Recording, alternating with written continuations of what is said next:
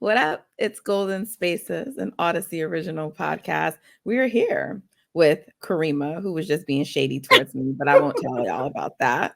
So we are here with the lovely Kariemah. We're here with Justin, who's here to break things down like he always does, and me, myself, your girl Nat. So we're a week and change. I don't know, how long has it been since the Warriors last played basketball? A little over a week. A year. Well, I think it's been about a week, right? it feels a little bit A little more over than a a week, but it was week. last week that they played playing games, right? Or am I making that up? No, I think you're right. Yeah. It feels so long ago. Yeah. Because the playoffs started on the weekend. So it was last week Oh, got it. that they Yeah, played. because it was Tuesday, yeah. right? So yeah, it's just a week and 2 days. Yeah. Okay. Wow. So a little over a week since the Warrior season ended. And since that time, there have been the exit interviews from the players and just general commentary on our beloved Dubs Twitter about from extending from blame and who's to blame and what they did wrong to what they're gonna do, what's in store for their future. So everyone's been like running rampant with their stuff, but we should get into it. Let's talk about it. So in terms of the exit interviews, I always feel like people should never really take too much from the exit interviews, only because there's just things they're going to say publicly, and there's just some things that they're not going to say publicly. So it's just like, who cares? Like, not who cares, but it's just like, this is not the Bible. It's not the gospel. So, last year they told us that whatever they said about Jordan Poole, and then like a couple of days later he was traded. Like, this is, I would just caution people of taking anything that was said literally. But there were interesting things I think said. So let's start with Steph, because he's the head of the snake, right? So a lot of people kept retweeting the Steph saying the stuff like, I can't see not playing with Klay and Draymond, da da da. And so that was like, I feel like the predominant quote I saw being like circulated. But one, I felt like it wasn't circulated in full. Not I felt like it was not. So people like left off like parts. But I think the most important thing to me was at the end, he basically said, whatever it takes to win, right? And I'm not saying that whatever it takes to win means splitting those three up. What I'm saying is that Stephen Curry is very careful with his words.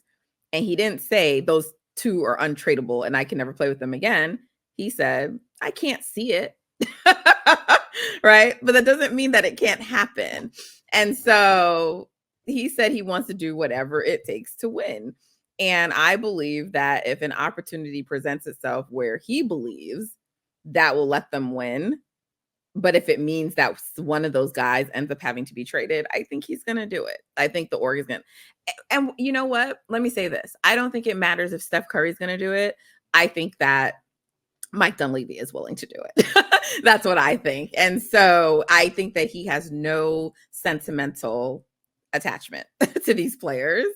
And so I think that he will make whatever the necessary decisions are to improve them. But I saw people going with that quote, and I just thought it was funny because I'm just like, I've just watched Steph for a lot of years now, and he's very careful with how he uses his words. It takes me back to a time when like the whole Kevin Durant's the best player on the team, and everyone's like, see, Steph said it now. So, and I'm just like, but he didn't say that. That's not what he said. And y'all are cutting off part of the quote.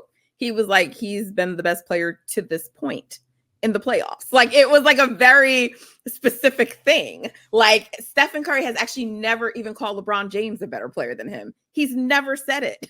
If you look at like every time he says something, he like gives credit and he's like, those guys are great. But like, he doesn't believe that in his mind. He thinks he's the best, as he should, as they all should. But I'm just saying, he's never actually said that. So people really need to listen when people say words and what they say, because I pay attention.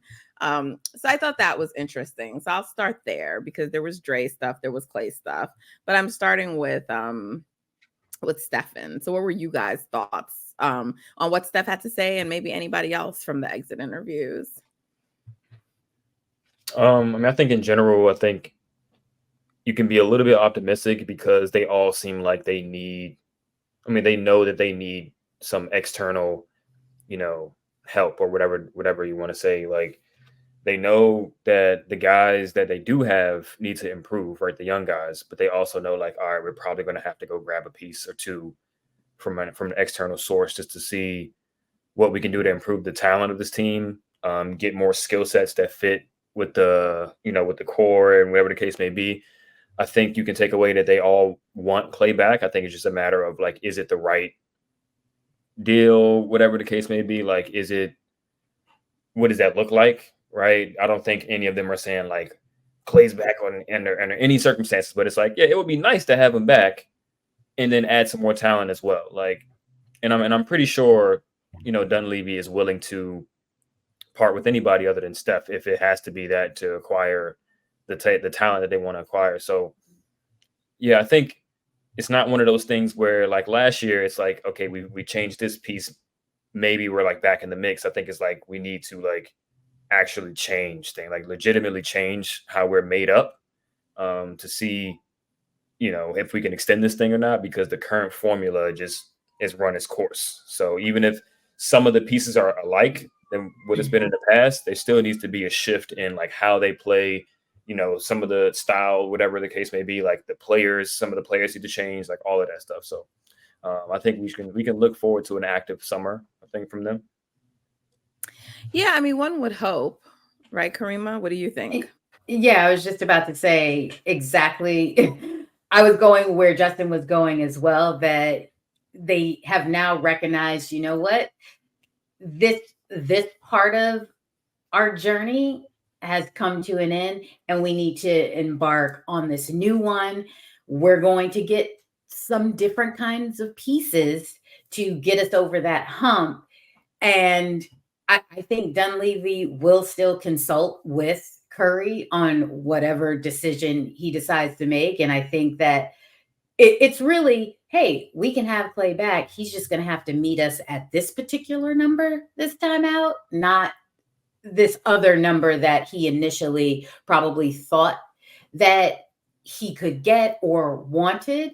But I just think overall, the fact that they have recognized that things do need to change and we're willing to put forth that effort to make the necessary changes. We may not get all of what we want, but we're going to at least, give it a fighting chance and see what we can do, because it's evident that things have to change. Yeah, I mean, I think that it's funny because someone in Warriors media actually messaged me last night. I think it was in response to because I was sort of tweeting some things, but I'll rephrase what they said. But basically, this individual was saying that Masai was not interested in Jonathan Kuminga. So, like, this notion that they whiffed on getting Pascal Siakam, like, he didn't want Kuminga.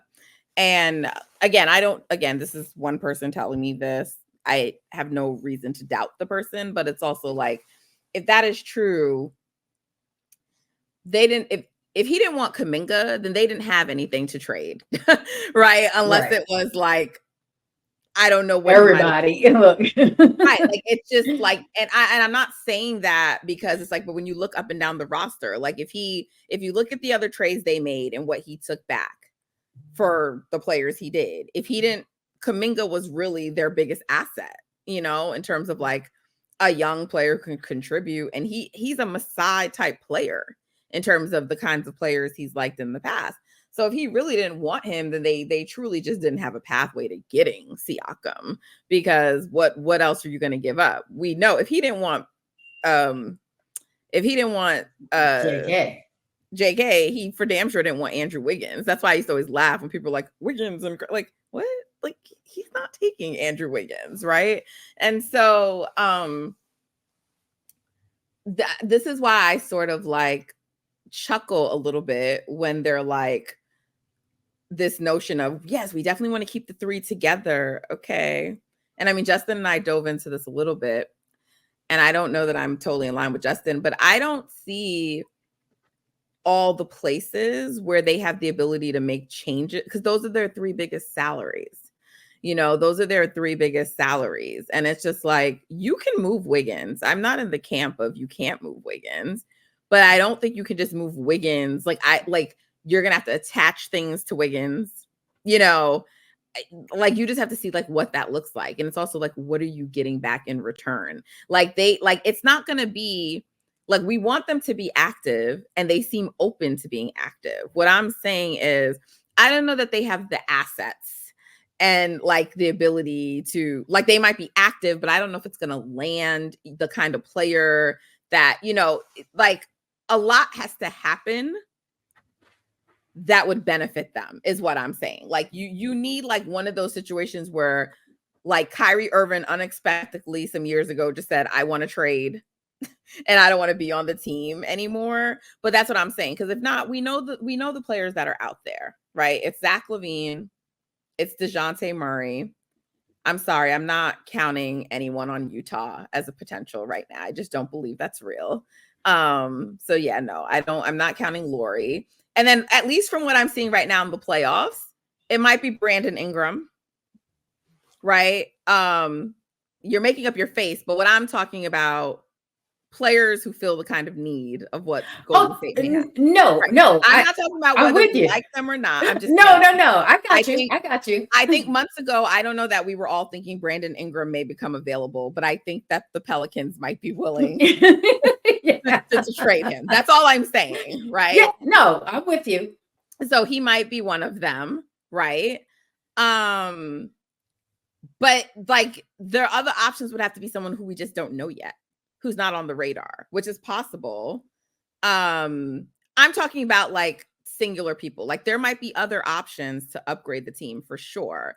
But I'm of the mindset that they really need like a second creator, someone who can score. Like, I really think that, like, aside from any other needs they have, I think that they need that. And what I'm saying is, there's not a lot of names out there that I'm aware of. Justin, you may be aware of some of them, but there's not a lot of names out there that I am aware of that may be available for trade who can come in and do that. I think there's ways to improve the team that will help them better score and will enhance the team, but those wouldn't necessarily be like your second guy, like they wouldn't necessarily be like a number two. They might be a number two on a night, but I don't know that I would count on them as like a consistent, reliable number two. And then I know there's been other questions too, like, can Steph still be your number one guy? I think he can, with the right player next to him. So there's been a lot of questions that people have had, but I'm just saying, like, the path to doing it, I feel like it's harder than people are making it seem. It's not this easy thing that's like to do. And I feel like in general with the Warriors, a lot of the way people evaluate them, like, I'm not trying to excuse things of the past, but it's like Mike Dunleavy inherited what he inherited, right? Like, it is what it is. So I'm going to evaluate him on what he can do based on like where the team is now. And I think he did great in his first years with like what he got like for draft picks. And so like this will be like a big year for him. But if the results end up not being able, again, unless there's like some additional reporting that we see. But I feel like a lot of times when the result doesn't happen, people just say, oh, the front office, da da da da. And that's why I sort of laugh, because I'm like, because none of y'all considered that maybe Masai just didn't want Jonathan Kuminga and there just wasn't a way to get him, right? Because if Toronto doesn't want the asset, then there's nothing we can do. If Toronto values Indiana's assets more, then there's nothing the Warriors can really do, right? Like, they don't have something else to offer. So I just think it's going to be interesting and fascinating to see. But I don't think the path to doing it is impossible. But I think it's a lot harder than people are just talking about it right now. Yeah, I sure. agree. Oh, go ahead. I mean, it's definitely going to be a tough road. I think what is, easy to decide is like that you need upgrades. I think that's the easy thing. I think before people would like to toe the line, and even before the season started, we thought they had a pretty good roster, and I still think they had a good roster. They I had a still better think roster they do too. than their record. I think they're really like a 4 to 6 seed, somewhere in there. I think that's what they are as a team this year. And just being in that position makes a playoff run much different. They could have still maybe gotten to the second round this year, or potentially, like, their ceiling may not have been championship. Who knows?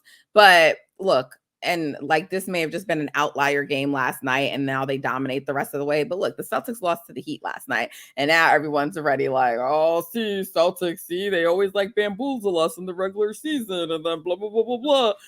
My point is, like, teams can look invincible throughout the season, and then, and like, I know Denver, for example, right now is up 2-0 on the Lakers, and everyone's going to clown the Lakers, but like, Denver had to work for that second win. They haven't just looked invincible, in the games. They're going to win that series. But my point is that, like, I don't think it's as like, I think the way that one playoff game against Sacramento ended is kind of making people also go to extremes with like where the team really is. Like, I don't think they're that bad of a team, but they're also a team that definitely needs upgrades. And I think they're upgrades that we've always said that they needed, so I don't know that it's really new, but they are actually a much better team than their record reflected. Yeah, I mean, they should have won 50 games pretty easily. Like, I mean, they won more games than last season. Right. And last season they were what, a 6? Right. I mean, they won 46 this year. They should have won 50 plus. I think we're all in agreement they gave like at least 5 games away. At least, probably more. So they're definitely closer than people are trying to make it seem. Like, at least in terms of regular season is concerned. Like, they can win more next year than they won this year, even if they keep the team the same. Now, they shouldn't do that, but Draymond missing so much time, Klay figuring out what he needed to do to accept who he is now as a player. Wiggins, I can't see him having a season as bad as he did for the majority of this season again. It's possible, but like, you never know. I think they figured out that Trace is just better than Loon right now. Like, it took 75% of the season to figure that out. All these things that happened. So, and all the young guys are better. I'm sorry, I didn't hear what you said. Decky's unexpected. Right. Death, like. Yeah, all these things that happened this season that contributed to them like dropping so many games or not having as good of a season as they could have. It just shows like, and then, I mean, the game against Sacramento was just like Sacramento hit every 3 and the Warriors just missed a lot of shots that they usually make. You know what I mean? Like, it's that's why you don't want to be in play. And it's a single game elimination. Like, you can play your worst day that day and you lose. Right. I think Steve said, like, in a Tim Kawakami interview that he recently did, he was saying, like, in normal circumstances, that's just game 1 of a 7-game series, and we feel pretty confident that we can beat the Kings. Like, if we play that, like, you know what I mean, like, win that series over the course of 7 games. So that's just how it is. Just how the cookie crumbled that particular night. But they're better than what they showed that night. So Sure. I do think it's easier to determine. Like, at the end of last year, you're saying, "Oh, our bench just sucked. So like, let's just bring a better bench. Our starters are going to be just as good. Our bench is better. We're going to be better." And it's like, you can't really foresee, the starters not being as good. So it brought your overall ceiling down. But now it's a clear picture. It's like, okay, we just need to bolster the talent, period. Like, doesn't really matter. Like, if our bench wasn't good, our starters weren't good, we just need to get some more talent in here and maybe switch up how we approach playing the games and how our style is to other teams, how many counters we have, and then figure out from there. So I think it's an easy decision to not say, let's just run it back in a slightly different way. It's like, no, let's just do something different. Like, we can stay true to ourselves, but we need to change it up. And I think Steph deserves more help. And I think we've all always thought that. But I mean, we cannot keep putting him in a situation at age, how old is he now? 36? 36. Yeah, we cannot. He's going to be 37 next year, assuming, while they're going into the postseason. We cannot keep putting him in a situation where he's seeing all these bodies and there's no one else who can capitalize on it, because he's going to keep seeing all the bodies. Right. And I mean, even in addition to that, I know like Klay and Dre aren't completely off the table. But like just looking at them as well, if they're still here, it's no reason. Like a lot of the things that apply to Steph in terms of the workload that he has also applies to Klay, just on a different scale. 'Cause Steph is just better than Klay, right? But like needing more defenders around him, that also applies to Klay. Needing more play finishers around him, that also applies to Klay, right? Like those, when you add those things to help Steph, it also helps Klay. And then on the other end, having more size to help Draymond. Like it's too much to ask these guys who are getting into their deep 30s or mid 30s to just carry these lineups, carry the team in a way as if they're 27, 26 years old. It just doesn't make a lot of sense. They're going to wear down over the course of the season. Then you get an 0 for 10 from Klay in the, you know what I mean? The last game last year against the Lakers, you get whatever 3 for 20 or something that he had. No legs. Like as the season goes along, no legs. And then you're depending too much on him to be that second guy or even third guy consistently when he's not at that point in his career. You just need someone who's a little bit more reliable ahead of him to not only take the pressure off of him, but like help him play better, get him more open shots. The same thing that they can do for Steph, get Steph more off the ball so he can like, or even on the ball, like have him play with somebody that just takes more attention away from him so it can make the game easier. It also applies to Klay and Steph. It's the same thing. So yeah, they just need that talent, no matter where it comes from. Well, yeah, Mike Dunleavy has his work cut out for him. I thought Klay's exit interview was interesting too because he was very spicy. Yeah, he didn't appreciate Slater's questions to him at the beginning, and I'm just like, Klay, calm down. Like, right. I'm sorry, we're supposed to be congratulating you on the number of games you played this year. Like, that's not the media's job. Our job is not to congratulate you on playing 70 plus games. I just was like rolling my eyes. Like, people want to know what you're doing. You staying, you going. Right. Like, right. Like, you going to take this team discount or what? Like, you cannot be mad at Slater for that question. He was so spicy. I think Klay's the type of dude, like, in general, he was upset at how he played and how the season ended. So any opportunity he had to kind of like let some attitude off, he was like taking that opportunity. Of course. But I'm just saying, it was just like so funny to me. Listen, I don't think Klay's going anywhere personally. But like the reports like he saw what like Drew Holiday get, no, I'm sorry, you're not getting that kind of money.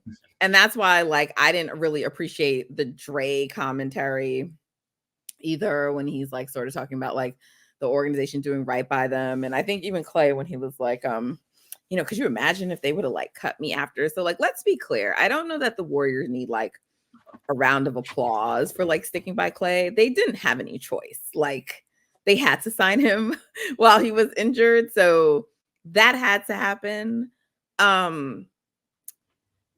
Because they didn't have the ability to like not sign him and then go sign someone else. So they would have been screwed, right? I think the stuff with the Klay injuries when it becomes like a thing of how the Warriors supported him, because internally, like they sort of feel like Klay contributed to that second injury, right? Like they did not think his rehab process and the way he handled it, was the best. And so he wasn't around them, but that's on them too, because they let him do it like that. And so whether that's fair or not, we don't know, but that was sort of like an internal feeling. So now you go through like 2 years, right? And, the only thing the Warriors really could have done is, okay, they could have signed Klay. And then when the ACL injury happened, they could have traded him because Klay would have still been in demand. Like an ACL injury doesn't kill you like the way, certain things, right? Like he's not Kevin Durant. So like Kevin Durant had an Achilles and he still got signed because he's Kevin Durant. He's not that. But an ACL for him, teams would have still bit on him. I don't know what they would have gotten. The Warriors weren't going to do that. But I'm saying that's all they really could have done.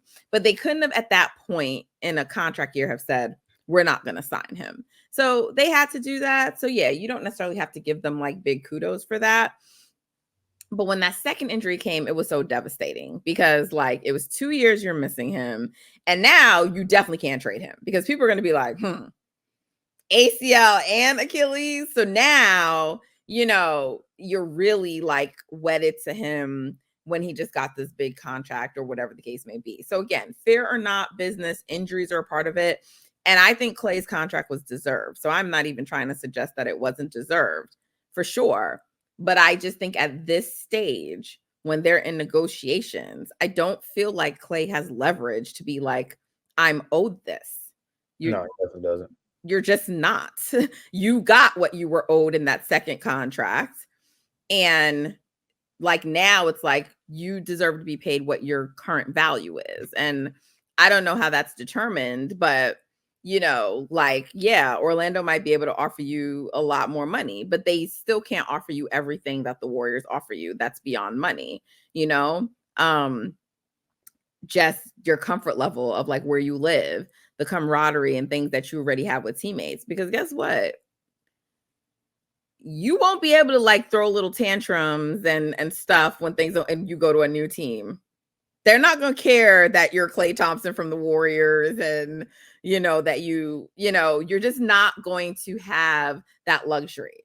The media, granted, it's not like a major market, but still the media is not going to be indebted to you to be thoughtful about how they ask you questions or what they write about you or like all these things. You don't got your little boat to like ride, like, I'm just saying, like, I'm not trying to minimize that, but I'm just saying, like, a lot of times when people have to make these decisions, people think it always comes down to just money, but it doesn't just come down to money. You also have like a brother who plays baseball that you like to like go and support his games. It's going to be a lot harder to do that from Orlando than from being in the Bay, right? Like your family is in LA, you're closer to them in that way. So I just don't think he's leaving. I don't. But I am frustrated by reports like that. And I get that his agent has to like get him the best deal, but I just feel like, look, people may not like it and I don't either, but like the Spurs, they are the model. The reason they were able to do things later is because their stars took discounts. They did things with their contracts to help the team. You cannot get a contract like Drew and then expect the team to improve. That is not it's just not practical. Yeah. And I mean, like you said, agents may be leaking this stuff to try to gain some leverage or something like that. It's no way even Orlando's offering him anything close to that. Like realistically, what is Klay's $33.5 million? Yeah, and I don't even think he was saying like they will want that same contract. I think but something like that. You know what I mean? Like you're not going to get into that ballpark. You're not getting into that ballpark. No, it should be nothing like that. And that's the point. It's like that's an okay for Drew, honestly. But like, so the Celtics are trying to maximize in this window. That's why they're paying him that. They're like, we're going to keep this core together for a little bit longer. But Klay, he's not going to get anywhere in that ballpark. I think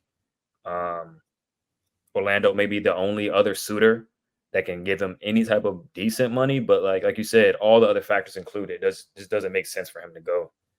I think it's more of a let's try to bump Golden State's number up as much as I can from the agent side. I don't even think Klay is like really on some like give me more money thing. I think it might be the agency doing it, but I don't think. I mean, he turned down a pretty good offer from them initially, which was for 2 years. So, I mean, at the end of the day, you have an agent, but like the client has to ultimately decide. So, I mean, there's a level of him that wants to get paid. Now, I don't know since this season and all of the come to Jesus moments that he's had, what his mind state is, but like, I don't even think your offer is going to be as good as the initial two.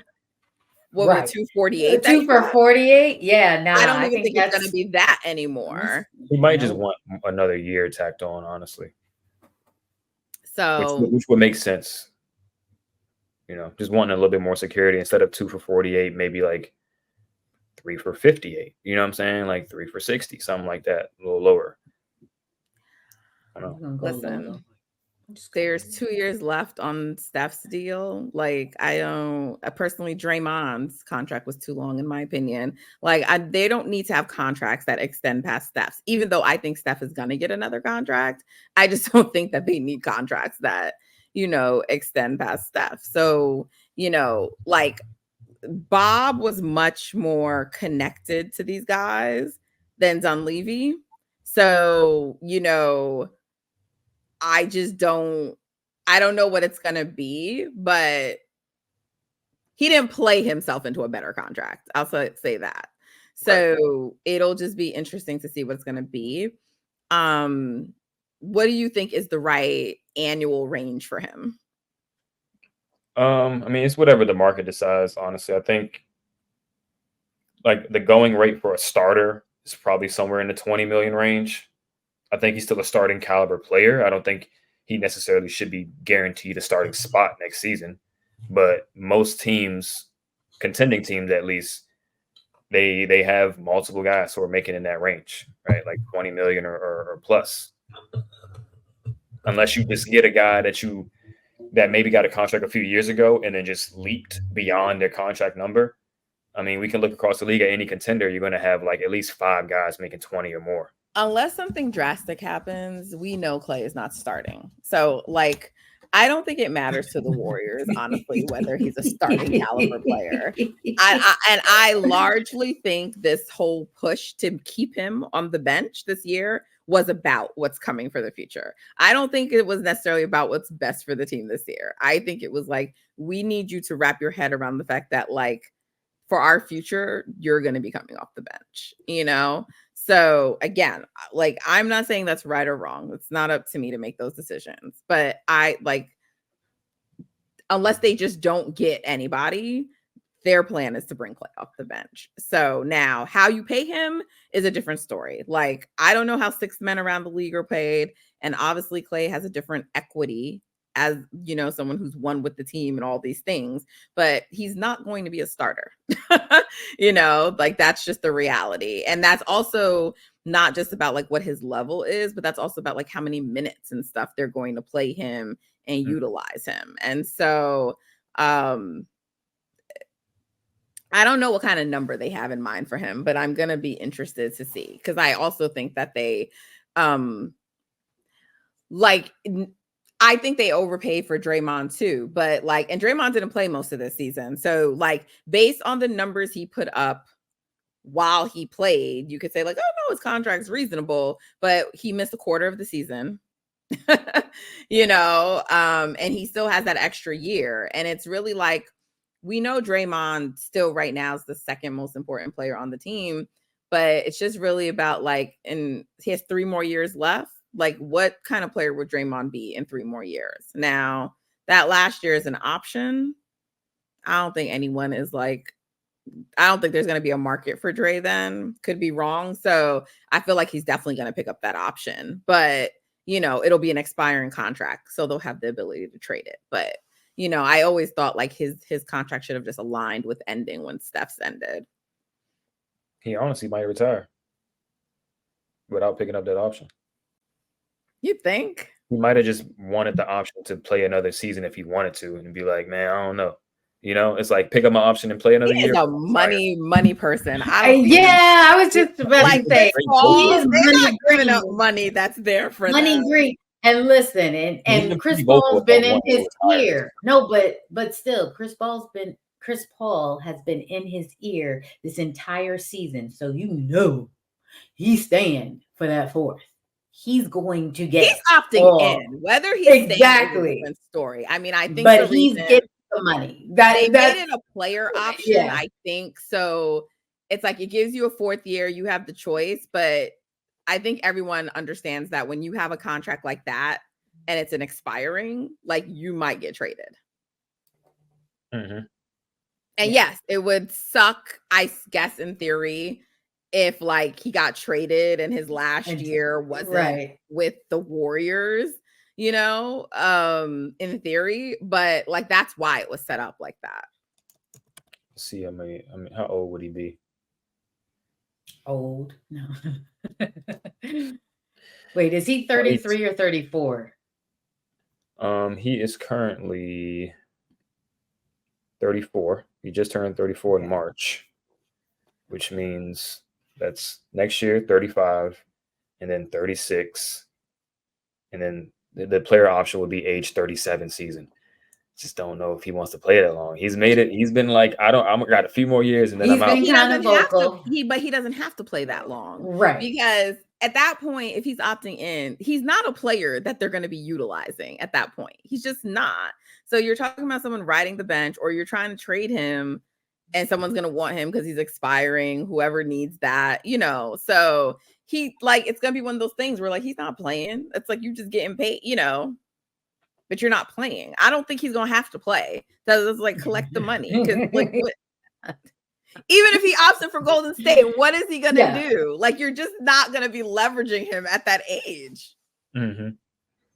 Guess we'll see. That's later on down the road. I think they'll be. I think they'll win. Andre took some contracts, and it wasn't even that much money to not play. They don't opt out of money, Justin. I think Andre wanted to play. You're basically retired anyway. You're not playing, and you're getting the money. That's true.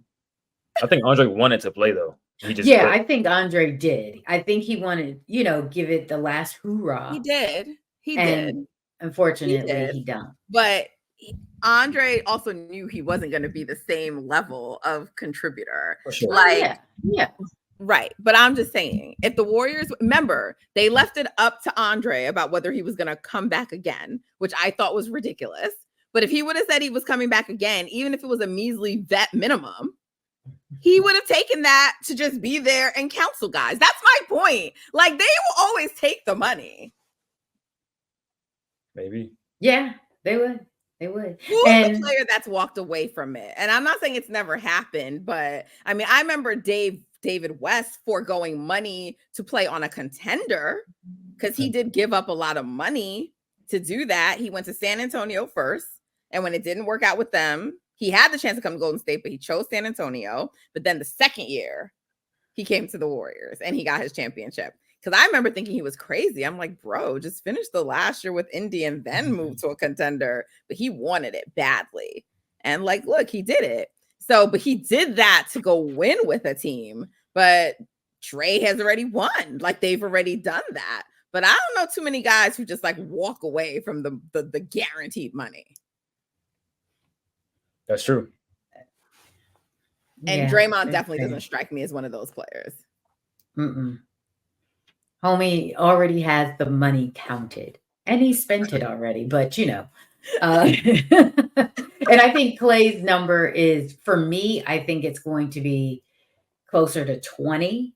And if you can get a scotch lower than that, yeah. But I don't see him topping off at 25. No way. Yeah, probably not. I mean, that's above the original offer.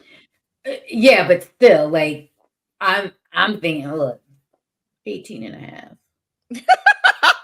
Okay, I mean, near 20, somewhere in the 20 range is the going rate for about,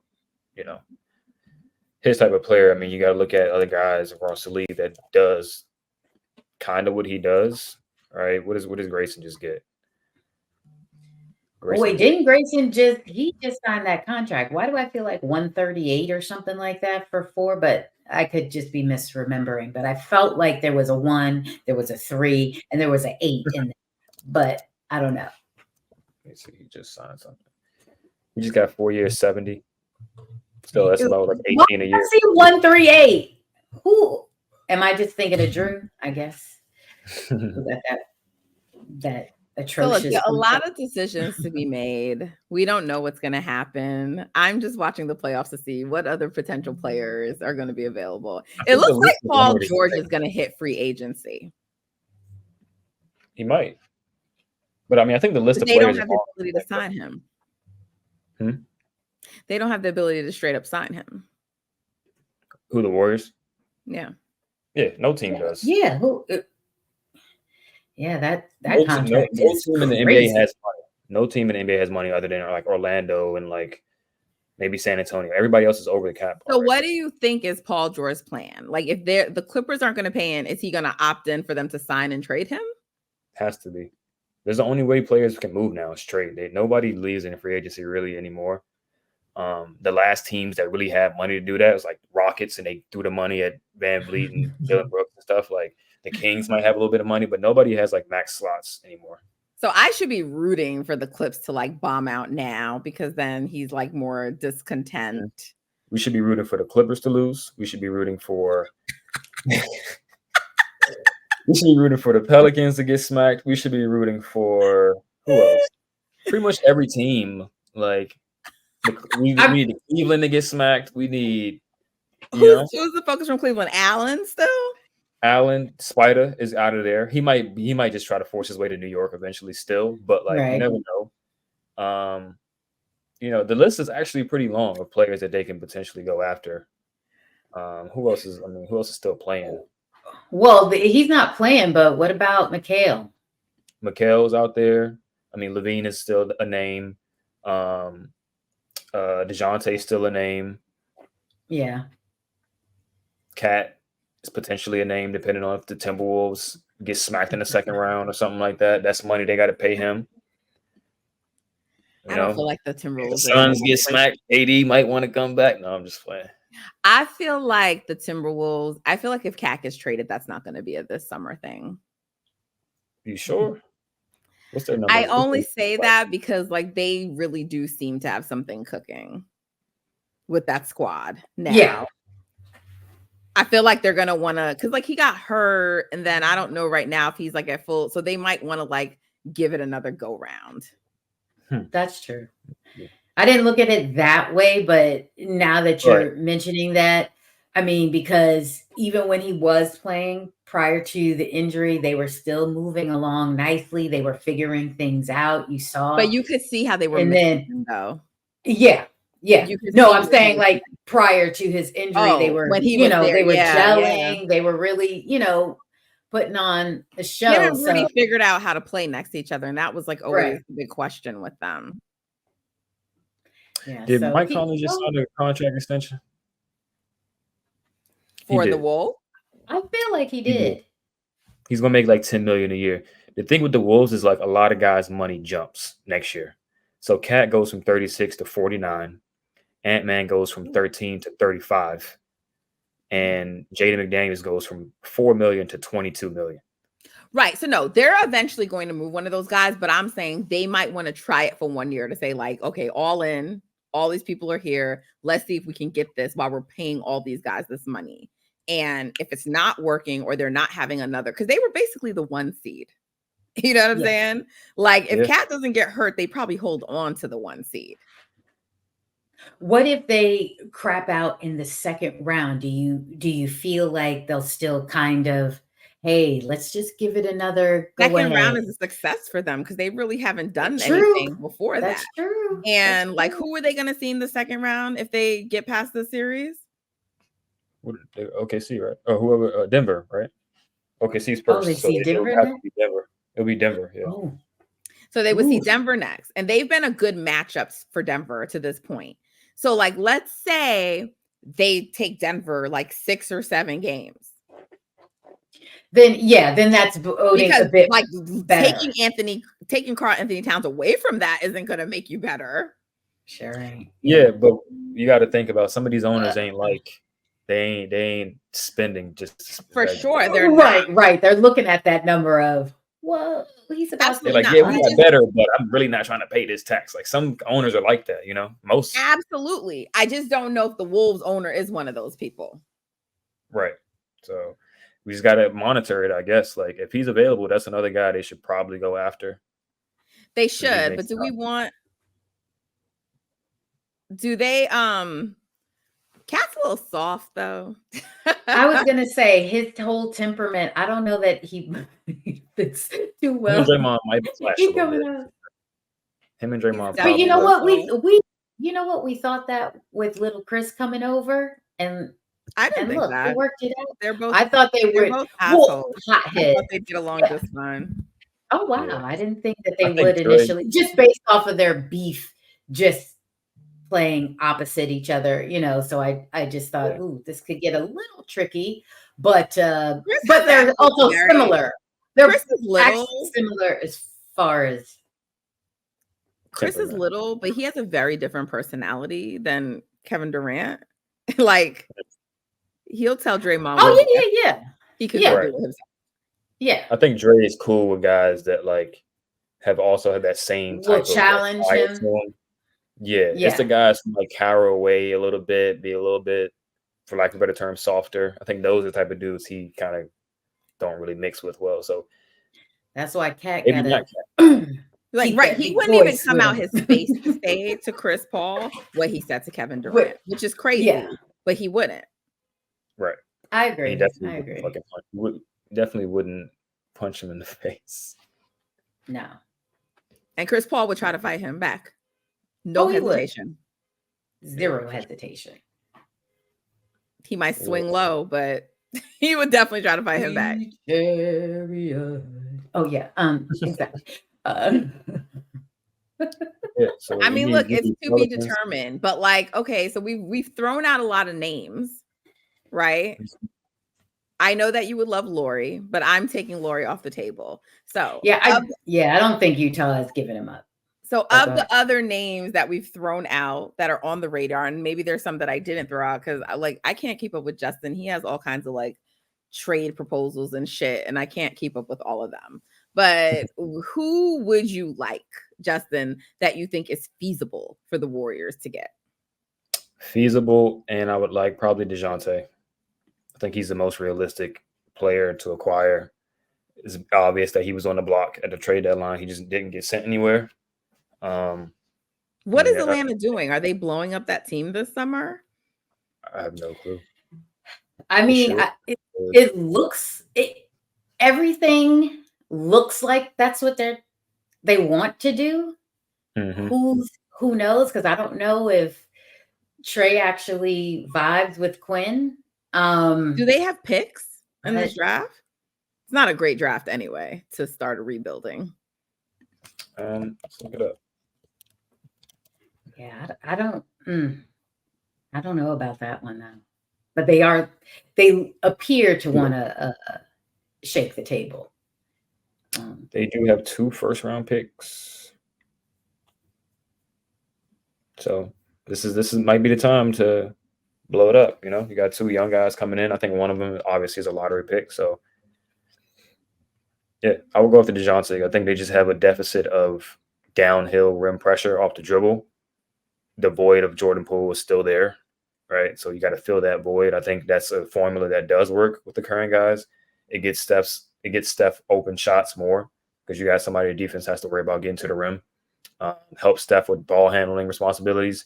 And he is a good athlete, right? He might not be the defender he was in San Antonio, but he's still capable athletically to guard point of attack at a decent level.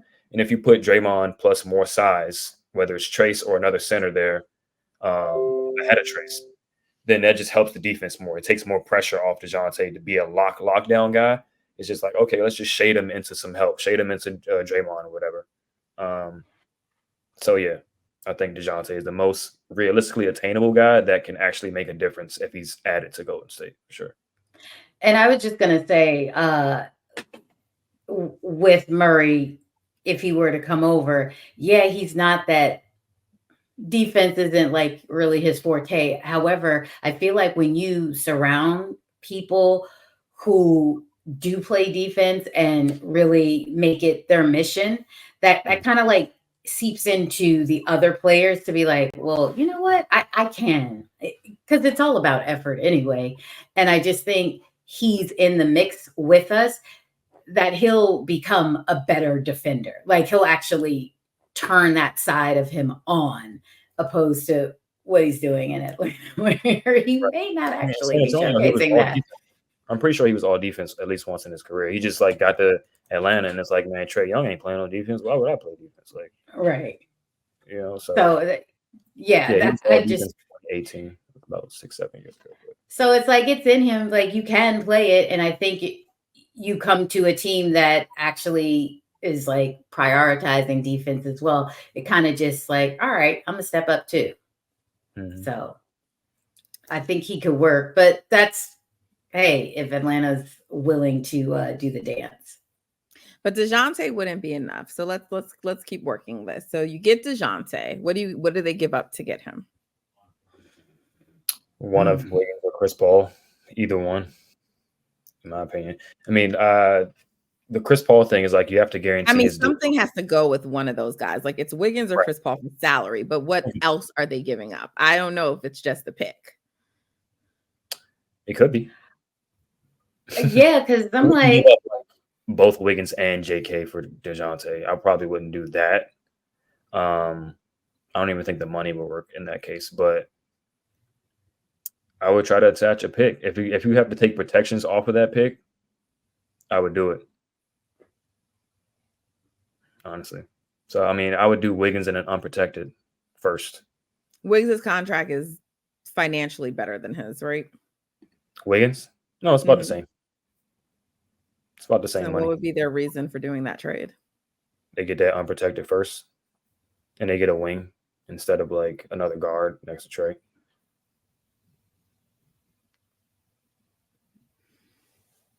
And you mentioned Brandon Ingram, Natalie, earlier. And I know, like, looking at how he's playing right now, I'm kind of just like, eesh, God, get it together. Like, you are buckling here.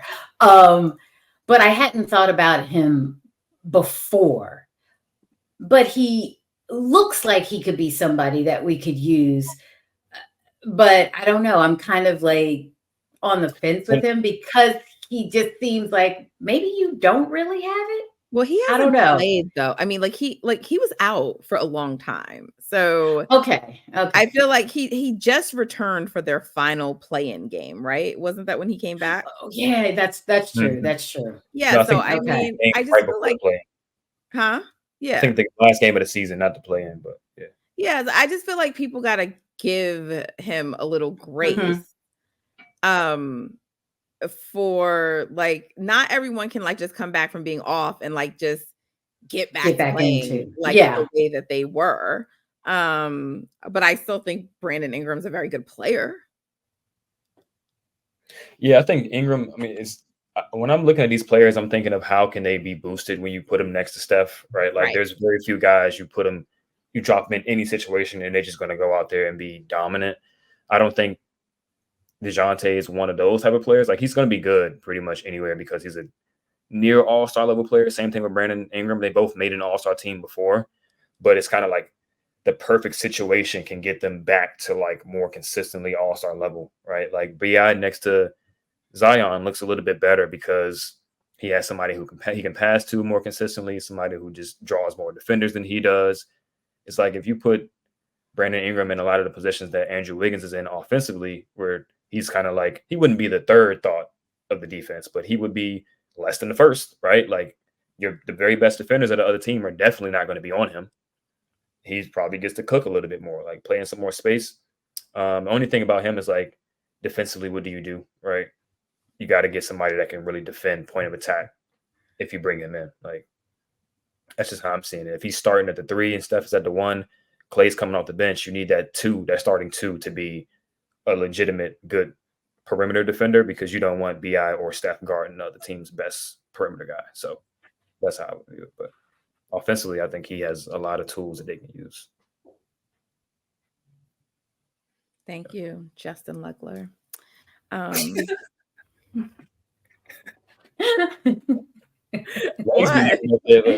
the TV when I see him, he be up there like just stiff face. Well, I'm not talking about your presentation. I'm talking about the information. And Luggler's great. I love him. So trust me, it's a compliment. It's not a negative. Legs. So okay, but so you get DeJounte, let's say, to trade Chris Paul for him, you would have to re-sign Chris Paul and then trade him. He would have to opt in, yeah. I think he would want that money though. Money talks. I think he would want that money. DeJounte's making like 26 next year. So if it's like, hey, Chris Paul, we can just like not give you this money, or we can give you 26 million and just send you around your way. I think he'd be like, all right, I'll take that money. Like, This feels definitely like a Wiggins thing. Like, why would you want to put Chris Paul next to Trae Young? That doesn't make sense to me. yeah, they can dump him though. Unless because remember there were like reports that the Spurs were like, no, we're not interested in Trae Young, but we would be interested in potentially having DeJounte back. Right. Yeah. And I wonder if that's something he would be interested in going back. Look, I mean, I feel like someone has to really want Chris Paul, and they would need to have assets that would really help us for the Warriors to like sign him. Because otherwise, what's the point? I mean, you could get a third team involved and just dump Chris Paul somewhere. He can get bought out. You know what I mean? Like, and then that's what I'm saying. It would have to be like a team who wants him. I mean, I don't think Chris Paul should be on the Warriors again. So let me just make that very clear. I feel like they need to move on from that. And I feel like under no circumstances should they sign him.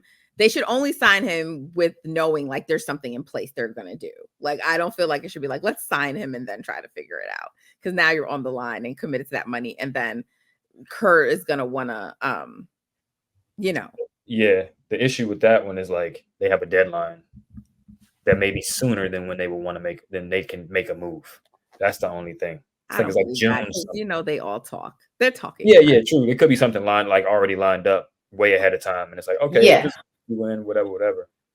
Because Chris getting his money, so I mean, there is no money to get right now. So there's just like if other teams want to sign him or if they're going to do something. Mm-hmm. But if there's a team who does want him and they're willing to pay a certain amount, then it could be worth it. Yeah. For sure. Because it gives them salary that they wouldn't otherwise have to do something. Mm-hmm. But I would be very nervous with a Chris Paul signing with no plan, and then they're not able to move him, and then having that as someone who, has again. Yeah, that would be scary.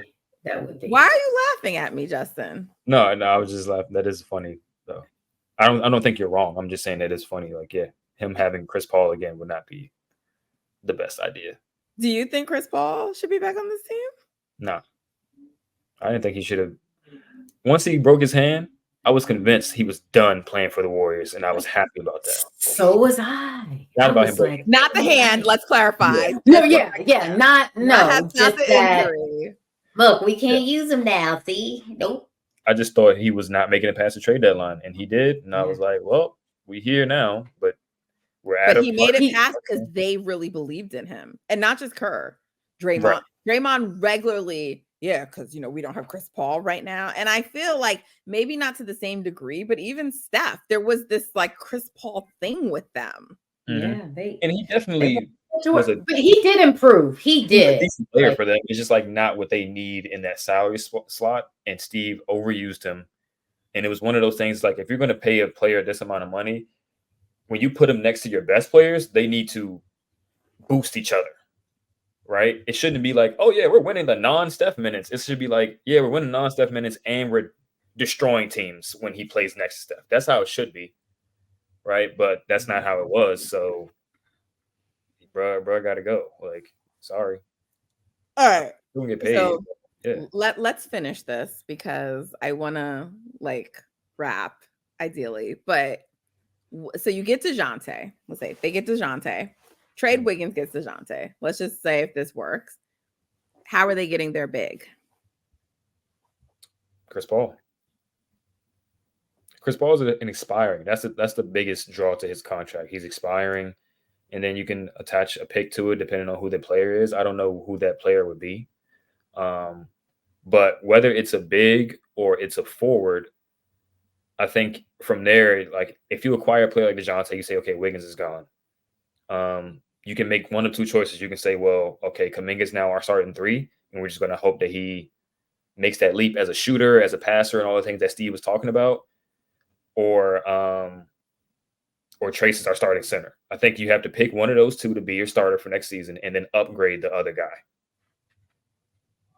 in my opinion. That doesn't mean trade Trace if you want to upgrade the center, but it's like you got to trade. If you want to start Kuminga, you probably need to trade CP3 for a stretch big, or try to at least. But if you're going to pick Trace as your starting center, it's like, okay, we need to turn CP3 into like a big forward that's athletic, that's like fits a little bit more, maybe can shoot or something like that. That's how. So if you were Mike Dunleavy, which choice would you make? I think JK gets you more on the trade market. So if you attach, well, you can't attach JK to CP3, but just legally in the NBA, you can't do that at this point. But maybe then you start thinking like maybe attaching JK to Wiggins to maybe get a little bit more from Atlanta in this particular instance, So yeah, I think that's just your path right there. You got if you're going to keep Klay and Draymond and Steph together, not a guarantee, but if you're going to do that, you got Wiggins as your perimeter guy, you got JK as your like Harrison Barnes forward, power forward, that type of guy, and you got Trace as your center. You need to upgrade two of those three, in my opinion, because Trace is young. He needs to improve some more. Same thing with JK. And Wiggins is proven to be a little bit more unreliable than you want him to be. And even if he was consistently his best self, you probably still want a talent upgrade from him, just in terms of we need a true second option type of guy. And he's younger and, more attractive than Klay probably on the trade market, depending on who you ask. So two of Wiggins, JK, and Trace got to be upgraded, and you got to find a way to do it via trade. Whichever those two it is, you got to figure out who's on the market, who's available, but like it's got to be two of those three, in my opinion. Is Wendell Carter Jr., is he on Orlando or? He's on Orlando. Is he? Oh, okay. Mm-hmm. He's a player that I think is one of those guys that if you bring him to Golden State, he looks better than he does in Orlando. Way better. So, and he can shoot as a center. So that would help. I think you try to move Chris Paul without attaching something to it. Yeah, I think that's like best case scenario, and it just becomes what team likes Chris Paul enough to actually send you back some value for him. It would be a team that really feels they need a point guard. Will Phoenix take him back? Because they clearly need one. They really do. I'm just saying. And he's still close to LA. So it's a 45-minute flight. See his fans. Clippers want him? Do the Clippers want him? Nah. What teams need a point guard besides the Suns? The Suns. Orlando.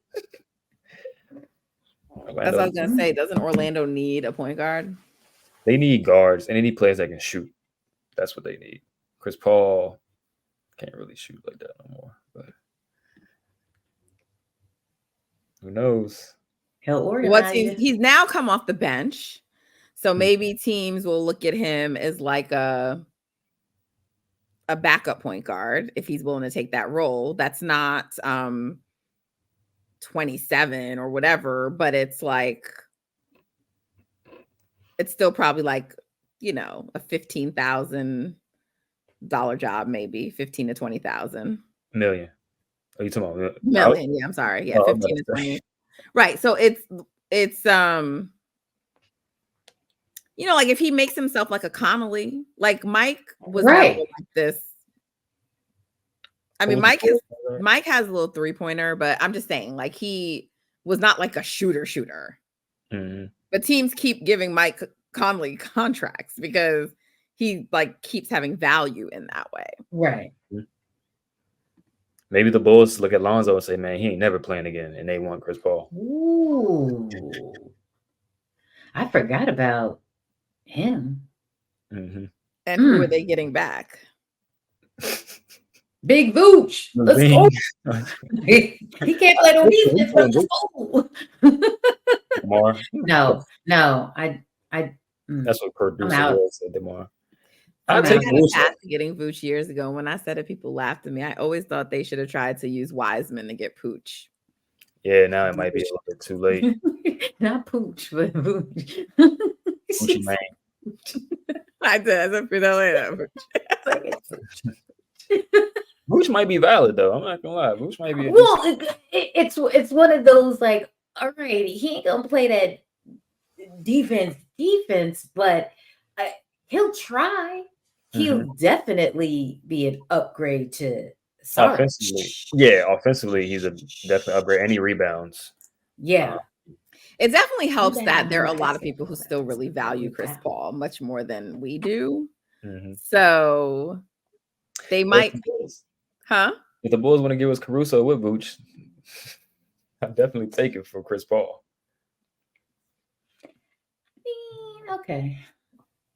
It is actually crazy to me that at this stage of his career that he could still warrant a trade for 2 players. He can't. I was just making that up. There's no chance the Bulls do that. I don't think so. They like them some Caruso. Caruso's better than Chris Paul today. Yeah.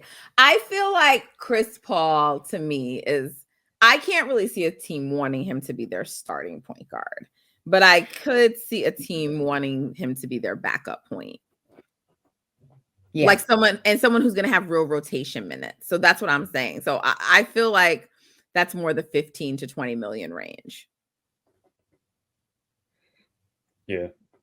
And is there a player that we could get back just based on that to fill the role? Because I don't think attaching another player to Chris Paul is, the Warriors are going to need some contracts that are cheaper. They're going to need that.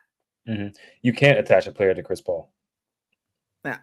So it has to be. It would have to be a picker, I think. Yeah, like someone who really values him. Oh, so it wasn't just Kuminga. It's like any player you can't attach. No, yeah, I think once he opts in, I don't think you can attach a player to. But we haven't even talked about GP2. Is he not tradable to get them something? He's very tradable. Huh? I think he is very tradable. Yeah, I feel like that's a player we should talk about them maybe including to get them something. It's just what's his value? What's Loon's value too? Maybe they're just salary filler because they both have non-guaranteed deals, and I want to say both of them are expiring next season. Yeah, so and they're reasonable. I feel like GP2 will probably have more value than Loon. Well, they both have value as an expiring, but I feel like in terms of someone to come in and help a team, because I always felt like Loon's value is not exclusive to Golden State. Right. Yeah. Right. Whereas I think, I don't know what happened in Portland, but I still think that Gary's value can help other teams. The teams might look at him and be like, man, he's about to be 32, 33. And he's an expiring. So if it's a team, look, we'll take a gamble and see. Take a gamble. It's an expiring. It won't hurt us, really. But I feel like we're never talking about him. I just feel like they need a way to try to they might need to get help. It might need to be 3-team deals. But I really think, I think you need to I think you do need to get rid. I don't think you should have Kuminga and Andrew next year. I think that needs to end, but I feel like they need to have a couple of contracts. I mean, look, Kuminga is going to be due soon, but he's still not yet. And I just feel like you need some contracts that are cheaper. Yeah. Yeah, or at least Gary's and at least with Kuminga, if he does end up okay, you keep him, and then next year if he does take even another leap, they can sign him because he's their player. And you're giving that up if you trade him. It's why I'm so hesitant about including Kuminga, because it's just you just need some of those cheaper contracts. Yeah. And Gary already said that he's willing to rework his contract so he could stay. I know he really wants to stay, but he's not healthy when he needs to be. I know his body is just not cooperating. My thing with Loon and Gary is both is they're in the same boat for me. It's if they can rework their contracts and come back close to minimum deals, and you bring them and they're on that 9th to 12th man part of the rotation instead of heavy contributors, then they can give you a lot of value. Like if somebody misses a game or something and you just elevate them into the rotation for that particular game, put them on ice for a little bit, pretty much the whole season, I think they can give you value, but they also can give you value as trade pieces because they're moderate level, under $2 million expiring contracts that are not fully guaranteed. Like that's just good salary filler for a lot of these teams. So it's just going to take a lot of Mike Dunleavy coming up with something creative to figure it out. But if no team is biting on either of those two guys, I can definitely see them coming back, lower annual value, and then just being back at a bench morale, chemistry guys that know the system, that type of thing. But is Kerr going to do that to them? Is he going to play? Well, you did see Loon. Right. He was out. He was I mean, I do feel like Clutch is not going to allow Kerr to yo-yo Moody around for another season. I feel like if Moody's still here, he has to play. So that has to mean less time for Gary. It just has to be that. Even if you're going to keep him, he has to be the one who drops back in the rotation, not the young player who continues to help you. Definitely. And that's another reason why Chris Paul needs to go. So you can just move pods to the backup one. And that's it's their wing players that can play defense. You just move Moody up into the rotation. For sure. And the only reason, you're in part playing Chris Paul because you guys are old and it's he's Chris Paul. But a lot of this is about his ego, right? We have to play him. If he's not there, you don't have to worry about that shit. And in the trio and Steve's just kind of respect for him as well. Steve Kerr, he took a big sacrifice coming off the bench for us, and he could have been this and could have been that. It's bro, he's a backup now. Let's be for real. You're not. He couldn't have been all those. Stroke the ego. Couldn't have. Stroke the ego. Yeah. So, I think Chris knows he's gone. You can tell by his presser the way he was, talking. He knows he's gone. It's just a matter if he can help Golden State on the way out. Right. Yeah.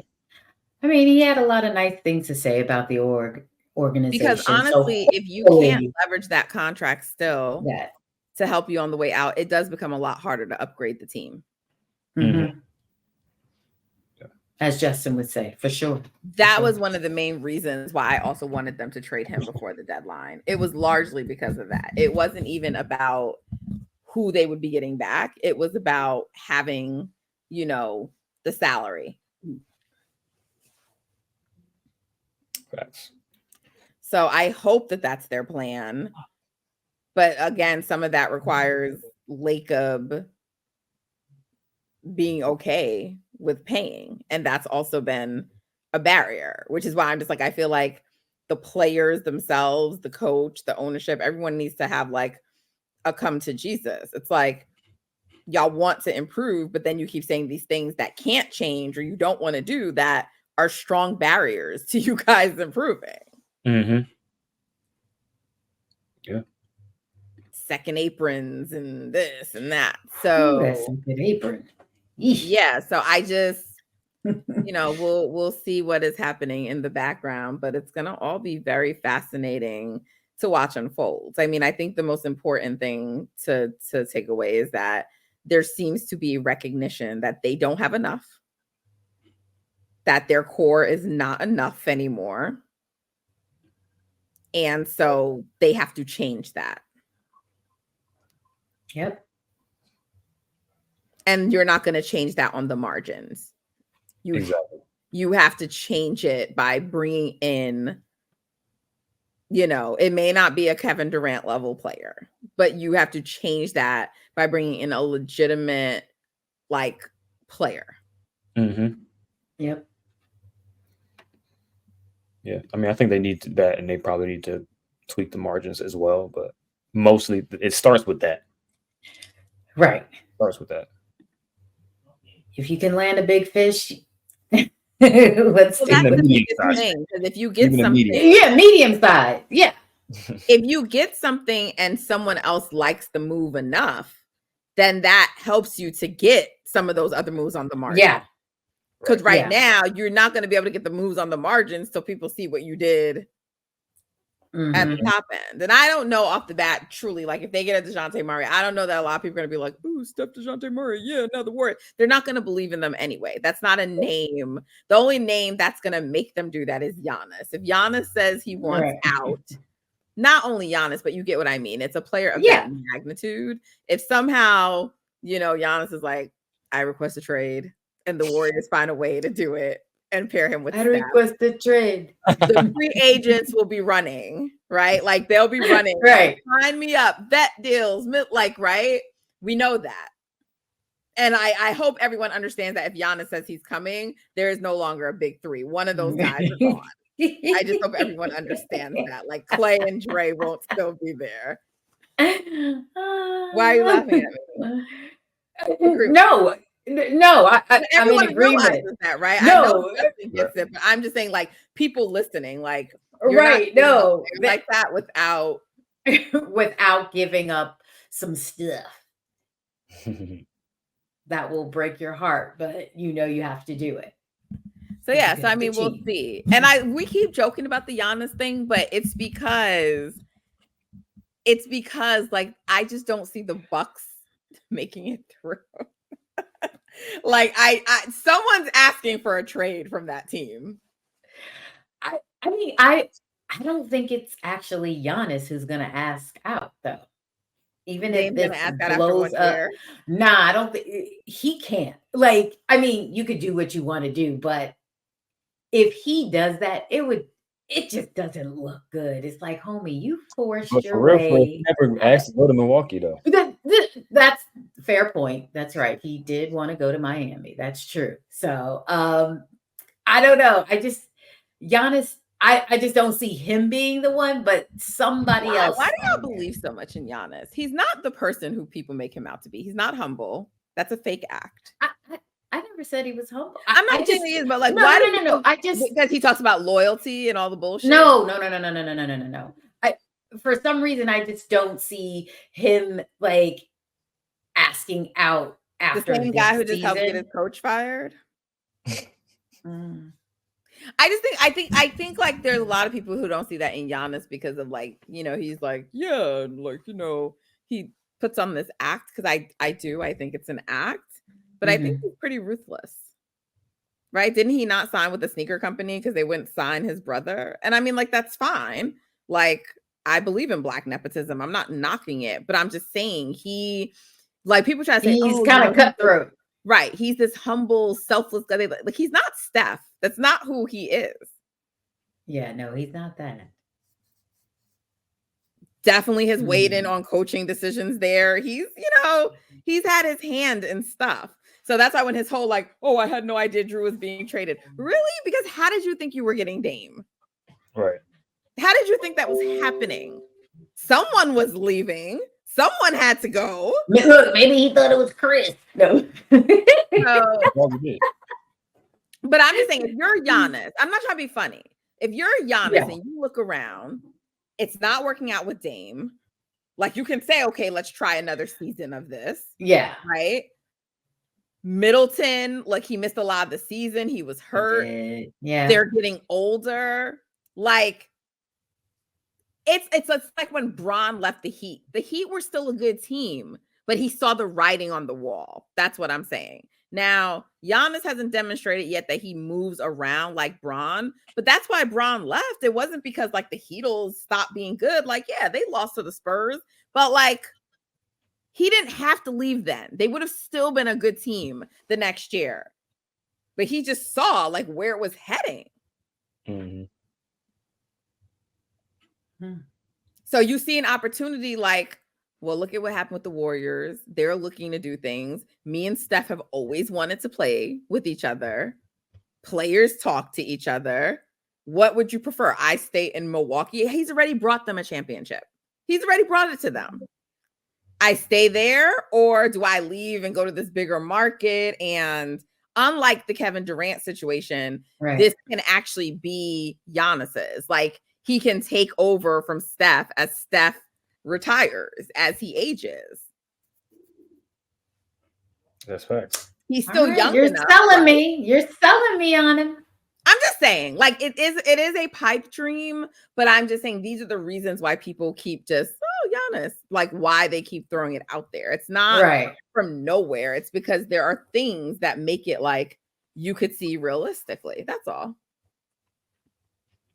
Anyways, enough hypothesizing, guys. I hope you enjoy this. It's been so fun getting back together with the gang.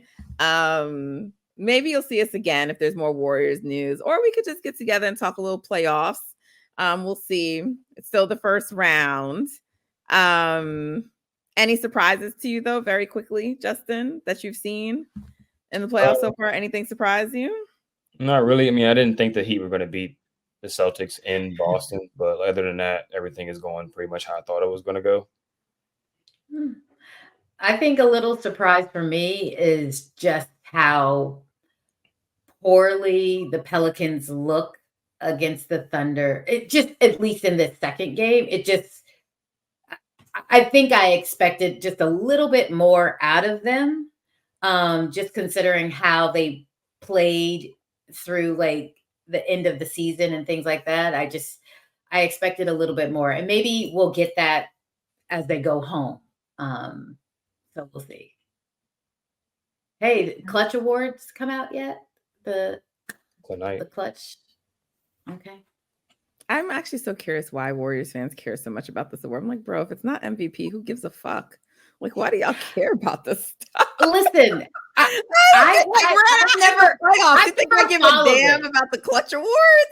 I've never followed it like that before, but I was just like, oh look. No, I'm not talking about you. I'm just saying people have been legit like arguing about it on the TL, and I'm like, bro. Oh well, I'm not gonna argue. Whether it's his haters or his supporters, just like Steph can't be clutch player, like like, bro, son, like this is not even a real award. It's like fake. Like, what are we doing? I don't care about Steph. Go Steph. Sure, go Steph always. We want Steph to get all the things, but the thing I want him to get most is a 5th ring. So that needs to happen before he retires. All right, party people. Well, you've been tuned in to Golden Spaces, an Odyssey original podcast with Justin, Kariemah, and Natalie. We appreciate you. I cannot tell you when we will be back, but we would try not to make it too long. But you know what you do to make sure that you don't miss out when we do come back? You follow and subscribe. So we are available at Golden Spaces Pod on both X, Twitter, whichever you choose to call it, and Instagram. You also can subscribe to the podcast. We're available wherever you get podcasts.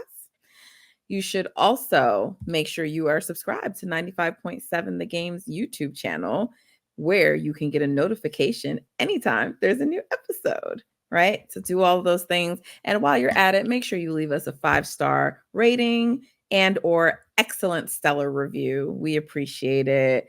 Thanks for the messages since we've been away. We appreciate y'all. And until next time, take care, guys. Adios.